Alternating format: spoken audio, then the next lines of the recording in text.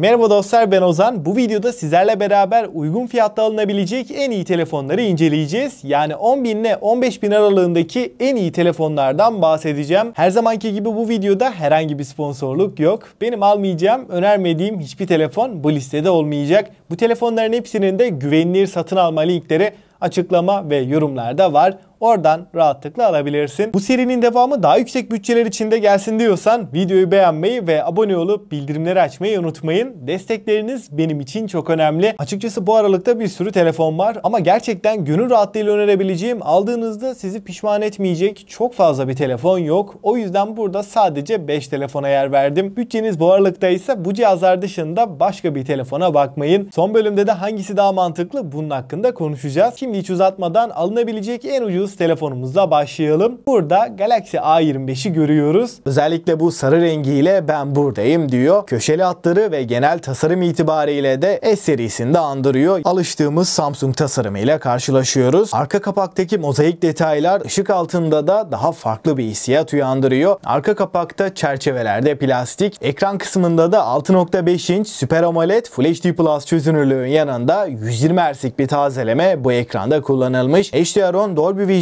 gibi üst düzey teknolojiler bu ekranda yok ama Samsung gerçekten kaliteli bir panel kullanmış. Ekran oldukça canlı ve renk başarımı da oldukça iyi bir ekran. Parlaklık kısmında da 1000 nit maksimum parlaklığa ulaşabiliyor. A25'te Exynos 1280'in güncellenmiş bir haliyle karşılaşıyoruz. Günlük kullanım uygulamalar sosyal medyada tam olarak ideal bir işlemci diyebilirim. Uygulama açılışlarında arayüz performansında bir tekleme, donma, kasma sorunuyla karşılaşmıyoruz. Oyun tarafında da PUBG'de hangi ayar olursa olsun 30 FPS stabil bir deneyim veriyor. Kamera tarafında da arka tarafta üçlü bir kamerayı görüyoruz. Ana kameramız 50 megapiksel ve OIS desteğine sahip. F1.8 diyaframın yanında 8 megapiksellik ultra geniş açı ve 2 megapikselde makro kameramız var. Arka kamerayla da 4K 30 FPS'te OIS destekli çekimler yapabiliyoruz. 5000 mAh batarya ve 25 Watt hızlı şarj desteğiyle beraber geliyor. Hızı da orta seviyede. Suya ve toza karşı ise herhangi bir dayanıklığı yok. Listenin ikinci sırasında geçtiğimiz sene benim favorilerimden, şu anda da stokları tekrar gelen, garantili olarak alabildiğimiz Note 12 Pro'nun 5G versiyonunu görüyoruz. 6.67 inç AMOLED Full HD Plus 120 Hz bir ekranla gelirken HDR10 gibi üst düzey teknolojilerde bu ekranda var. Yonga seti kısmında da orta segmentin en başarılı işlemcilerinden MediaTek Dimensity 1080 ile birlikte geliyor. 8 GB RAM'in yanında soğutma sistemi yönünde de oldukça başarılı diyebilirim. Oyunlarda 60 FPS iyi bir performans alıyoruz. Ana kameramız 50 megapiksel ve OIS desteğine sahip. Yardımcı kameralarda 8 megapiksel ultra geniş ve 2 megapiksellik makro kameramız var. Ön tarafta da 16 megapiksel ve Full HD 60 FPS çekebilen bir kamerayı görüyoruz. 4K 30 FPS'te OIS'in oldukça başarılı şekilde çalıştığını söylemem gerekiyor. Vlog tarzı hareketli çekimler yaptığımızda da titreşimler minimum seviyede. 5000 mAh batarya ve 67 Watt hızlı şarj desteğini Note 12 Pro 5G'de görebiliyoruz. Stereo Dolby Atmos hoparlörleri görüyoruz. Silikon güzel bir kılıf, 67 Watt hızlı şarj adaptörü de kutudan çıkıyor. Bu telefonla ilgili çok daha detaylı videolar kanalda var. Onları da kartlara koyarım. Veya bu videodan sonra Note 12 Pro 5G Ozan Şaşmaz yazarak kanaldan izleyebilirsin. Üçüncü sırada bu aralıktaki en mantıklı cihazlardan Galaxy A35'i görüyoruz. Geçtiğimiz sene gördüğümüz A54 ile A34 arasındaki tasarım farkı artık yok. Hem ekran kısmı hem de arka taraftan birebir tasarımlarla karşılaşıyoruz ve A30 serisinde yıllardır kurtulamadığımız damla çentik ve kalın çene yapısı artık yok. Delik çentikle beraber tam bir orta segment havası yakalanmış. 6.6 inç Super AMOLED Full HD Plus çözünürlüğün yanında 120 Hz tazeleme ve 1000 nit maksimum parlaklığa ulaşabiliyor. Fakat görsel deneyim, renk dengesi, kontrast oranı yönünde yine çok başarılı bir ekranla karşı karşıyayız. Aslında günlük kullanım arayüz performansı uygulama açılışlarında 5 nanometrelik bu işlemcimiz çok da fazla ısınmıyor. Fakat Exynos 1380 oyun için çok uyumlu bir işlemci değil. Normalde 60 FPS potansiyeli olsa da pek çok oyunda kısıtlamaya gidiyor ve 30-40 FPS bandında bir deneyim alabiliyoruz. Ana kameramız 50 megapiksel f1.8 ve OIS desteğine sahip. Burada ana kameralar A55 ile tamamen aynı. İkinci kamera 8 megapiksel ultra geniş ve 2 megapiksellik makro kameramız var. Ön tarafta da 13 megapiksel ve 4K 30 FPS çekebilen bir kamerayı görüyoruz. Arka kamerayla da 4K 30 FPS'te OIS ile beraber güzel çekimler yapabileceğiz. Genel kamera performansı A34'ten net şekilde önde. 5000 5000 mAh batarya, 25 Watt hızlı şarj desteğini görürken kutu içeriğinden yine bir adaptör çıkmayacak. Stereo hoparlörler var ve Dolby Atmos desteğine sahip. Yazılımda da Android 14 ve One UI 6.1 ile birlikte geliyor ve 4 yıl Android, 5 yıl güvenlik güncellemesi yine bu cihazın en önemli artılarından. Wi-Fi 6, Bluetooth 5.3 ve 5G desteğini görürken IP67 ile 1,5 metre suya 30 dakika boyunca dayanabiliyor. 4. sırada stoğu çok olmayan ama fiyat performans olarak özellikle ekran kalitesi ve performansı düşündüğümde bu fiyatlardaki en sağlam cihazlardan Poco F4'ü görüyoruz. 6.67 inç AMOLED Full HD Plus 120 Hz'lik bir tazelemeyi burada görürken 1300 nit maksimum parlaklığa ulaşabiliyor. HDR10 Plus gibi üst düzey teknolojileri de bu ekranda görebiliyoruz ve bence Poco F4'ü öne çıkaran, rakiplerinden ayıran en önemli noktası kesinlikle Snapdragon 870 işlemcisi. Hem MediaTek Dimensity 1080'den hem de bu fiyat bandındaki diğer tüm telefonlardan baya öne çıkıyor diyebilirim. Hem oyunlar hem de gündelik kullanımda yüksek performanslı gerçekten sağlam bir telefon istiyorsak uygun fiyata alınabilecek en iyi seçeneklerden biri. Ana kameraya baktığımız zaman 64 megapiksel çözünürlüklü ve OIS'i destekleyen bu fiyat bandı için en iyi lenslerden biri burada kullanılmış. Fotoğraf çekim kalitesi olarak ana kamerayla aydınlık ortamlarda gerçekten güzel kareler ortaya çıkartıyor. 4K 60 FPS desteğimiz de var ve OIS ile beraber titreşimsiz sabit videoları rahat bir şekilde çekebiliyoruz. 4500 mAh batarya ve 67 Watt hızlı şarj desteğine sahip. Kutu içeriğinden bu adaptör de çıkıyor. 5. sırada tasarımı ve performansı ile öne çıkan Realme 12 Plus'ı görüyoruz. 6.67 inç AMOLED Full HD Plus 120 Hz bir ekranla gelirken HDR10 Plus gibi üst düzey teknolojiler de bu ekranda var. Tasarım olarak da oldukça özgün bir telefonla beraberiz. Donanımda orta seviye bir işlemci yani MediaTek Dimensity 7050'yi görürken 8 GB RAM, 256 GB depolama ile birlikte geliyor. Bu işlemciyle beraber oyunlarda düşük grafiklerde 60 FPS alabiliyoruz. Ana kameramız 50 megapiksel OIS ve f1.8 diyaframla birlikte geliyor. İkinci kamera 8 megapiksel ultra geniş. Üçüncü kamerada 2 megapiksel makro çekim kamerası. Ön taraf videolarda da 4K 30 FPS çekimler yapabileceğiz. Bu fiyat bandında çok iyi bir kamerası yok ama orta seviye diyebilirim. Android 14 ve Realme UI 5.0 arayüzüyle gelirken 2 yıl Android, 3 yılda güvenlik güncellemelerini alacak. Dostlar şimdi en önemli kısım favorilerimden bahsedeyim. Eğer bütçem 10.000'e daha yakın ve benim için birinci öncelik kamera performansı ve güncelleme desteği diyorsan Galaxy A25 bu noktada en mantıklısı. Ama ben telefonu oyun için kullanacağım, kameranın video tarafı da benim için önemli diyorsan bu fiyatlarda Note 12 Pro 5G benim kesinlikle favorim ve bu telefon yurt dışı cihazı değil, resmi garantili, o yüzden rahatlıkla önerebilirim. Bütçem 13.000 bandında, her yönüyle dengeli ve kamera olarak da bu fiyatlarda alabileceğim en iyi telefonu istiyorsam Galaxy A35 kesinlikle rakipsiz. Benim için birinci öncelik kamera değil, bu fiyatlarda alabileceğim en güçlü cihazı istiyorsam da Poco F4 Snapdragon 870 işlemcisiyle AMOLED 120 Hz ekranıyla bu fiyatlarda en güçlü telefon diyebilirim. Eğer bütçem 15.000 bandında benim için tasarımı güzel olsun, ekran kalitesi iyi ve batarya performansıyla da beni gün içinde hiçbir şekilde yarı yolda bırakmasın diyorsan Realme 12 Plus da değerlendirilebilir. Fakat biraz daha bütçeyi arttırdığımızda Honor 200 gibi çok daha iddialı telefonlar var. O yüzden bütçe sınırım 15.000 diyorsan Realme 12 Plus alınabilir. Onun dışında bu videonun daha yüksek bütçeli yani 15-20.000 bandında olan yeni versiyonunu beklemende fayda var. Ve listeye de genel anlamıyla baktığımda 10.000'den 15.000'e kadar şu anki piyasada alınabilecek, gönül rahatlığıyla önerebileceğim en mantıklı telefonlar bunlardı. Bütçeniz bu aralıktaysa bence bu telefonlar dışında başka bir telefona da bakmayın. Her yönüyle en iyilerden bahsettim. Hepsinin güvenilir satın alma linkleri de açıklama ve yorumlarda var. Oradan rahatlıkla alabilirsin. Ve aklına takılan herhangi bir soru olursa mutlaka yorumlarda bekliyorum. Elimden geldiğince cevaplamaya çalışırım. Bu serinin devamı da tamamen size bağlı. Videoyu beğenmeyi ve abone olup bildirimleri açmayı unutmayın. Ben Ozan. Sonraki videoya kadar kendinize çok iyi bakın.